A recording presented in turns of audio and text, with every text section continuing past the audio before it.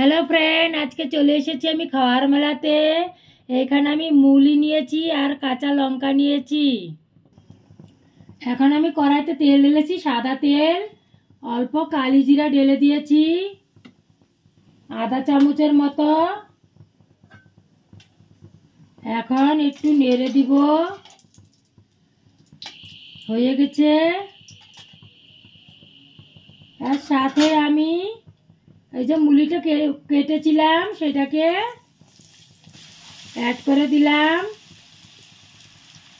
এর সাথেই কাঁচা লঙ্কা সেটাকে দিয়ে দিলাম।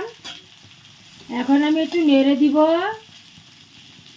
একদম সিম্পল বানাবো মুলির ভাজা।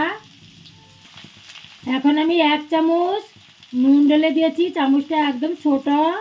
নুন কিন্তু আমি বেশি দেব না, মুলিটা জল ছেড়ে দিলে তারপরে কম হয়ে যাবে। একদম উইদাউট মশলা দিয়ে তৈরি করছি, শুধু কালি জিরা ফোড়ন আর কাঁচা লঙ্কা, আর আমি কিছু দেব না। এখন আমি ভালো করে এটাকে ভেজে নিব। কড়াইতে দেখেন আমার মুলি ভাজাটা একদম রেডি হয়ে গেছে। এই যে দেখতে পাচ্ছেন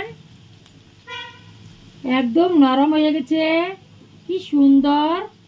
এখন আমি গ্যাসটাকে বন্ধ করে দিব। হয়ে গেছে একদম ভাজা। এখানে দেখো আমি নামিয়েছি, আমার মুলি ভাজাটা একদম তৈরি হয়ে গেছে। যদি এই মুলি ভাজার রেসিপিটা পছন্দ এসে থাকে অবশ্যই কমেন্ট করবেন, লাইক করবেন, শেয়ার করবেন, সাবস্ক্রাইব করতে ভুলবেন না, সাথে বেল আইকনটা থেকে অবশ্যই দাবিয়ে দিয়ে। নমস্কার।